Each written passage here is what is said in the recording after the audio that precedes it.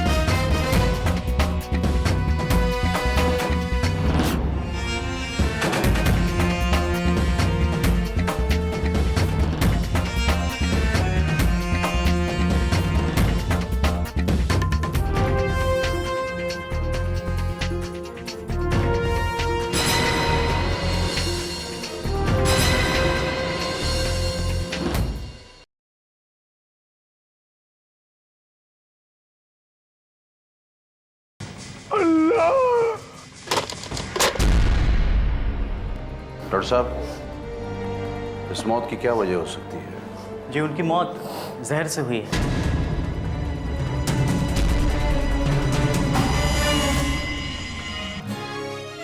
तुम क्या कर रहे हो? मत कहो मुझे बेटा।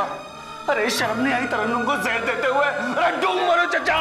But if you notice one thing, Subramanya साहब, इसमें जो चंद तस्वीरें हैं जो पोस्टमार्टम से पहले ली गई हैं और पोस्टमार्टम के बाद, तो उनमें जहर का फर्क महसूस हो रहा है। आप सिर्फ सोच रही हैं या इनके लिए कोई लड़की भी देख रखी है? भाईजान, आफ्ताब भाईजान, वो डेकोरेशन वाला आ गया।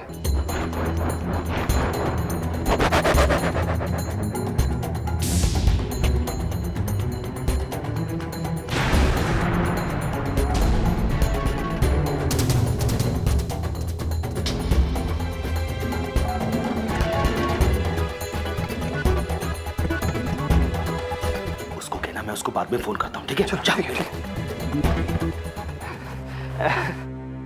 वाह,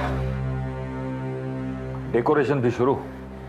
जी, मैंने आपको बताया था ना कि वो दूर के रिश्तेदार की बेटी, उसी की शादी है। जी हाँ। लेकिन अभी अभी आपके घर में मौत हुई है, फिर इतनी जल्दी ये शादी की तैयारियां? तो क्या हो गया सर? यही तो जीने का असली तरीका है। अरे जो हो गया सो हो गया, उसको भूल जाने का। वो कहावत ना सर, बीती बात बिसार दे, आगे की सुध ले। क्यों आफ्ताब मियां? ठीक है, आपकी तैयारी चलने दीजिए। हम सिर्फ इतना जानने के लिए आए थे कि क्या आप तरन्नुम के साथ सुखी थे या नहीं। जी, मैं बहुत खुश था और वो भी मेरे साथ बहुत खुश थी। हम दोनों एक दूसरे से बेपनाह मोहब्बत करते थे। आफ्ताब साहब, if I'm not mistaken, आपकी शादी को तकरीबन 3 साल का अर्सा गुजर चुका है ना? जी। तो आप लोगों ने खानदान को बढ़ाने के बारे में नहीं सोचा? I mean, औलाद वगैरह? वो जी, उसके 2 मिसकैरेज हो गए थे जी। वो जी, शायद अल्लाह को यही मंजूर था, इसीलिए मुझे औलाद की खुशी से महरूम रखा। लेकिन मुझे इस बात की वजह से उससे कोई गिला या शिकायत नहीं थी, बल्कि इस वजह से वो बहुत ज़्यादा कमज़ोर हो गई थी और यहाँ तक था कि अम्मी जान खुद अपने हाथों से उसे खाना खिलाया करती थी। वो थोड़ी ना नादान थी जी। जी सर, मेरे ख्याल से अब हम लोगों को चलना चाहिए। इन लोगों को शादी की तैयारी करनी और हमारी वजह से इनका काम रुका पड़ा है। नहीं, ऐसी कोई बात नहीं है। आप ऐसा क्यों सोच रहे हैं? काम तो रोज होता ही रहेगा। आप आइए ना, बैठिए ना, मैं चाय पानी मंगवाती हूँ। नहीं, शुक्रिया, हम चलते हैं।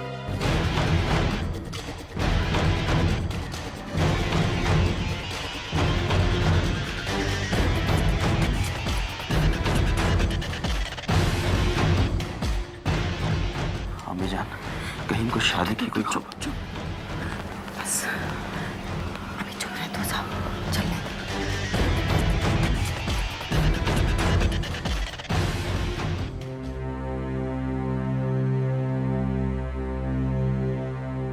सर, SID से ऑफिसर आए।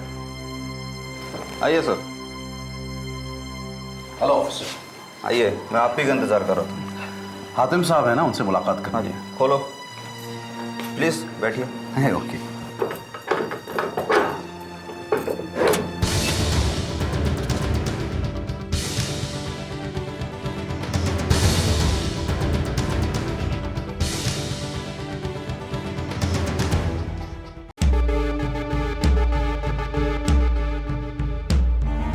हातिम साहब आदाब।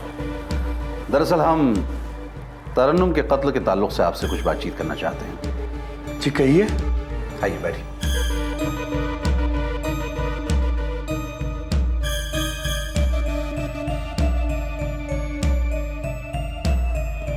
हातिम साहब ये बताइए, क्या तरन्नुम ससुराल में खुश थी?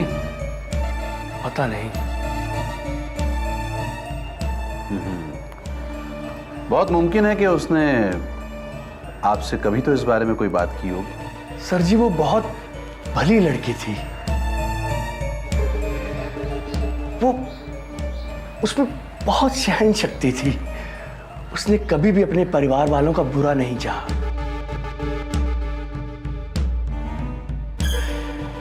मगर हाँ, उनके बारे में कभी तारीफ भी नहीं की। मगर जब से उसका बच्चा गिर गया था, तब से चुप सी हो गई थी मेरी बच्ची। सर जी, मैंने उसे नहीं मारा। वो तो मेरी बच्ची जैसी थी। सर मैं उसे क्यों मारूंगा?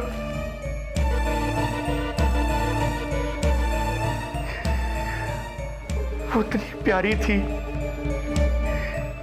कि कोई उसके होते हुए भी दूसरी शादी के बारे में सोच कैसे सकता है?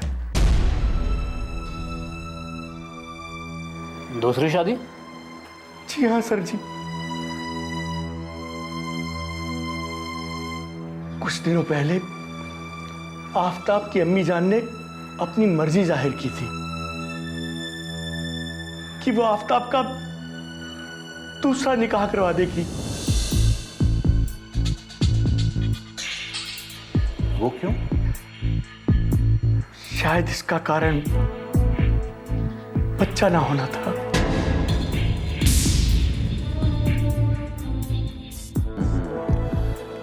क्या तरन्नुम इस बात के लिए रजामंद थी? नहीं सर जी,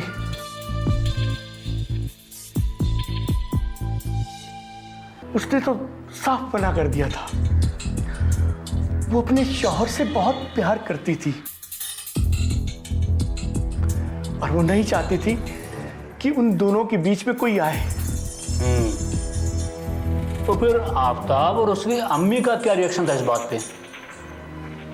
पता नहीं, फिर उसके बाद उन्होंने कभी कोई बात नहीं की। हातिम साहब, जहां तक हमारे इल्म में है, तरन्नुम की शादी से पहले आफताब साहब को कारोबार में काफी नुकसान हुआ था। तो मालूम ये हुआ कि आपने उनकी माली इमदाद भी की थी, मतलब पैसों से मदद वगैरह। क्या ये सच है? जी, उसकी मदद के तौर पर 5 लाख रुपए दिए थे, जो कि आफताब ने अपने बिजनेस में लगा दिए थे। मगर आफताब ये जानता था कि हमारी सारी दौलत तरन्नुम की है। हमने सिर्फ उसे पाला पोसा है। वो सोचता था हम उसकी दौलत को हड़पना चाहते हैं। सर, अल्लाह के करम से हमारा एक बेटा है जो दुबई में अच्छे ओहदे पर काम करता है। हमें तरन्नुम की दौलत से कोई लालच नहीं है। हमने तो मौलाना के कहने पर तरन्नुम की शादी आफताब से कर दी थी। मौलाना? जफर भाई, इस मौलाना से तो मिलना ही पड़ेगा।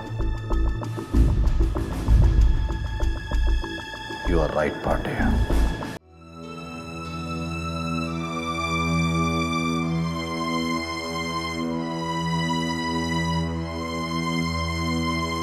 SID आइए।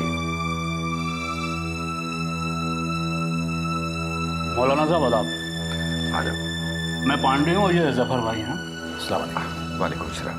हम लोग तरन्नुम की मौत की जांच कर रहे हैं और उसी सिलसिले में आपसे कुछ बात करना चाह रहे थे।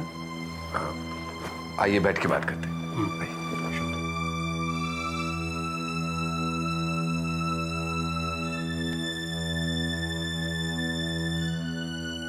जी कहिए।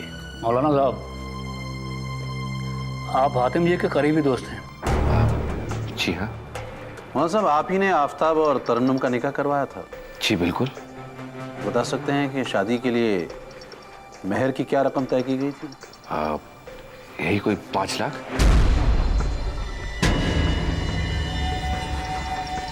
अच्छा ये बताइए कि आपको तो पता ही होगा कि आफ्ताब दूसरी शादी कर रहा है। जी हाँ। देखिए, हम एक ही कौम के हैं और हमारा काम ही है निकाह करवाना। हमें पता चला है कि आफ्ताब निकाह कर रहे हैं, बस। आप दुरुस्त फरमा रहे हैं मौलाना साहब, हमें भी इसी बात का शक है। अभी अभी हम उन्हीं के घर से आ रहे हैं। हमने भी जब उनसे ये सवाल किया तो वो साफ तौर पे मुकर गए और कहने लगे कि किसी रिश्तेदार के यहाँ शादी हो रही है जिसके लिए उनके घर का इस्तेमाल किया जा रहा है, मतलब शादी को उनके घर से अंजाम दिया जा रहा है। आप देखिए, वो जो लड़की है ना, वो उन्हीं की दूर की रिश्तेदार है, मगर जो दूल्हा है वो तो आफ्ताब ही है ना।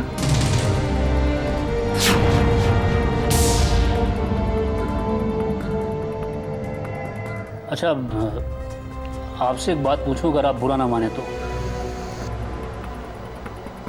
आप लोगों में तो पहली बीवी के होते हुए भी दूसरी शादी कर सकते हैं, है ना? जी बिल्कुल कर सकते हैं। देखिए, अगर पहली बीवी को इस रिश्ते से कोई एतराज ना हो तो दूसरा निकाह किया जा सकता है। यस, बिल्कुल। मतलब बिल्कुल साफ है, तरन्नुम ने आफ्ताब को दूसरी शादी की इजाज़त नहीं दी होगी, क्योंकि हातिम साहब ने खुद बताया कि तरन्नुम आफ्ताब को बेहद प्यार करती थी। वो तो सही है, लेकिन तरन्नुम की मौत, जहर, ये सारी कड़ियां जुड़ नहीं रही हैं। देखिए, मुझे तो खुद समझ में नहीं आ रहा कि ये सब कैसे हुआ।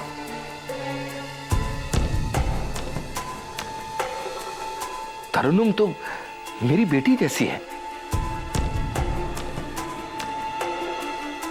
और उनकी जो चचा जान है हातिम साहब, वो और हम तो कई वर्षों से एक दूसरे को जानते हैं अच्छी तरह से। हम दोनों एक साथ मदरसे में पढ़े हैं।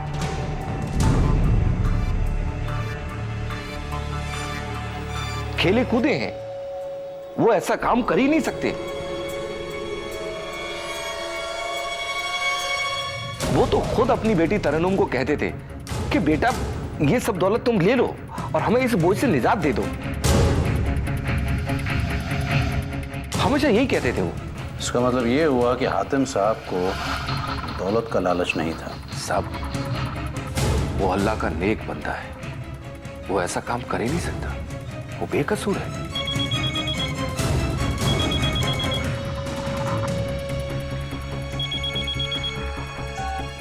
या व्हाट? ओके ओके, या हम लोग अभी पहुंच रहे हैं। Over and out. ठीक है मौलाना साहब, अब हमें इजाज़त दीजिए। और हाँ, इत्मीनान रखें, बहुत जल्द आपका दोस्त आपके साथ होगा। बहुत बहुत शुक्रिया। खुदा हाफिज।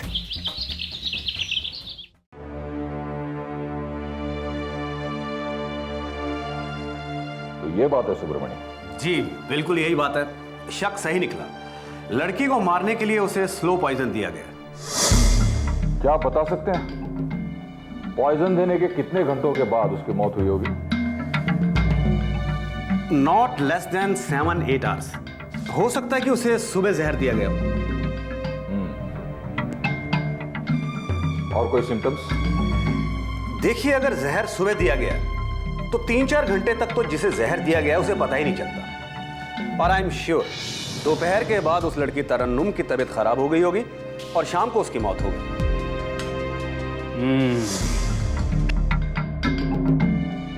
इसका मतलब वो नौकर सलीम सही कह रहा था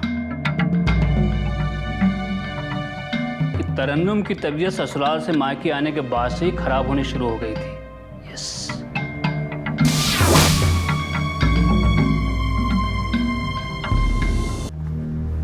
सर, हमारा अंदाजा सही निकला।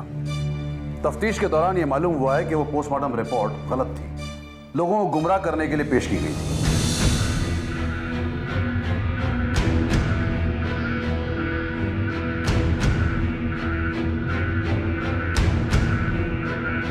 इसका मतलब यह है कि इसमें डॉक्टर भी शामिल है।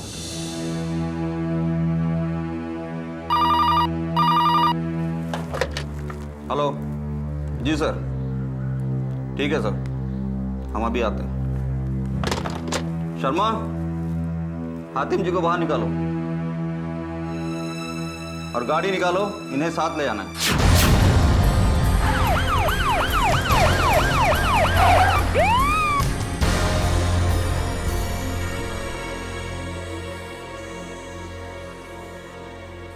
आफ्ताब भाई, आपका बिजनेस कैसे चल रहा है?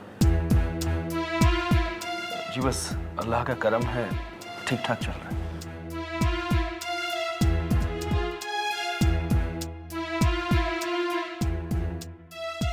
आफ्ताब साहब, जहां तक हमारे इल्म में है, 2 बार आप औलाद की खुशी से महरूम रह गए। क्या ये सच है? जी ये जी आप क्या कह रहे हैं? ये सब आपसे किसने कह दिया? अगर ये सब होता ही रहता है तो आपने तरन्नुम से तलाक की बात क्यों की? जी ये आप क्या कह रहे हैं? आपसे किसने कह दिया ये सब? वो तो आपको पता चल जाएगा। अब ये बताइए कि ये बात सच है या नहीं।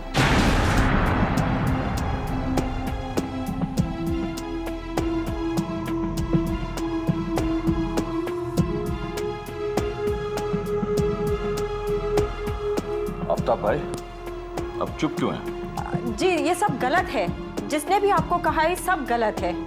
भाई मियाँ बीवी में तो झगड़े होते ही रहते हैं। आप बीच में मत बोलिए, मैं इनसे बात कर रहा हूं।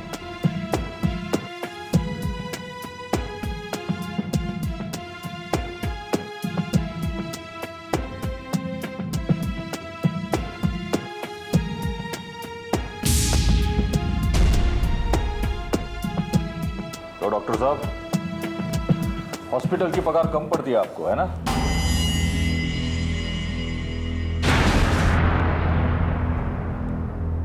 अब बोलिए शगुफ्ता जी, क्या बोलना है आपको?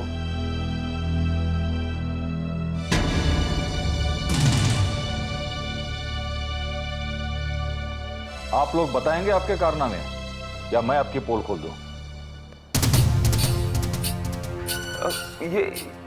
ये सब क्या है? मुझे कुछ समझ में नहीं आ रहा। और रियली, हम आपको समझा देते हैं। तरन्नुम की जिंदगी में तो आप हीरो बने रहे आफ्ताब साहब, लेकिन लेकिन लेकिन उसे मौत की आखिरी मंजिल तक पहुंचाने में विलन का किरदार भी आपने बखूबी तौर पर निभाया है।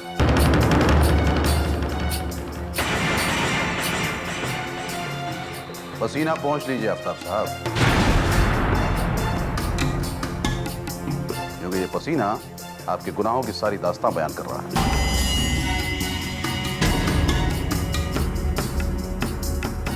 मेरी फूल सी बच्ची ने क्या बिगाड़ा था आपका, जो आप लोगों ने मुझे उससे दूर कर दिया कि मैं कम से कम एक बार तो मुझसे कहा होता, मैं अपनी सारी दौलत तुम्हारे नाम कर देता। उसका बाप नहीं हूं तो क्या हुआ, मैंने उसे अपनी बेटी की तरह पाला था।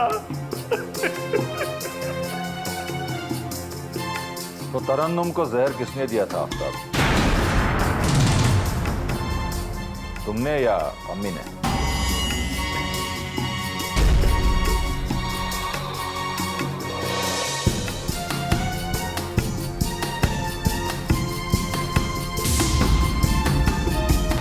अम्मी ने।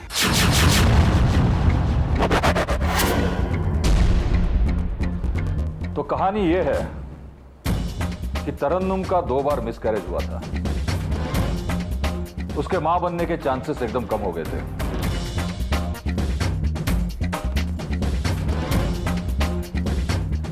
और इस मां और बेटे को चाहिए था एक बेटा, जिसकी उम्मीद अब नहीं थी। और इसको लेकर आफताब तरन्नुम को तलाक दे सकता था, लेकिन इसने ऐसा नहीं किया।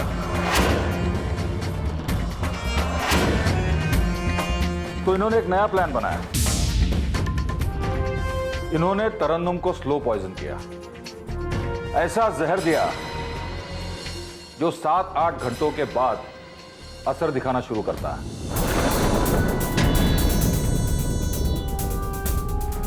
वो बेचारी मायके चली गई और वहां उसने दम तोड़ दिया। और फिर हमारे ये डॉक्टर साहब, इन्हें इनकी पगार कम पड़ती थी, तो इन्होंने सोचा क्यों ना मौत का सौदा किया जाए, है ना डॉक्टर साहब? इन्होंने पोस्टमार्टम रिपोर्ट बदल दी। हमारे आफताब भाई तो बच गए और सजा हो गई बेचारे हातिम भाई को। शुक्रिया। आज मेरी बेटी तो वापस नहीं आ सकती, पर मुझे सुकून है कि कम से कम उनके हत्यारों को सजा तो मिल रही है।